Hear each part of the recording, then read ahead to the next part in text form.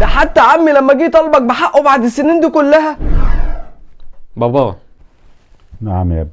انا بابا عايز 5000 جنيه مصاريف الكليه عشان اعرف اخش الامتحان، لان انا لو ما دفعتهمش مش هيرضوا يدخلوني. 5000 جنيه؟ حاضر يا ابني، هجيبهم لك ان شاء الله قبل الامتحان هيكونوا عندك. ماشي يا بابا. حسبي الله ونعم الوكيل فيك يا علي يا اخويا، زي ما قلت حق ومخليني مش لاقي 5000 جنيه ادوهم لولاد مصاريف كليتهم، بس انا هعمل كل اللي اقدر عليه عشان اجيبهم لك.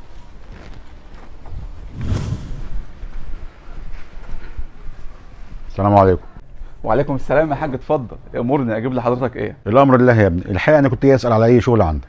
انا والله يا حاج شغال هنا اصلا، والمحل ده مش بتاعي، وصاحب الشغل مش عاوز حد تاني. ماشي يا ابني.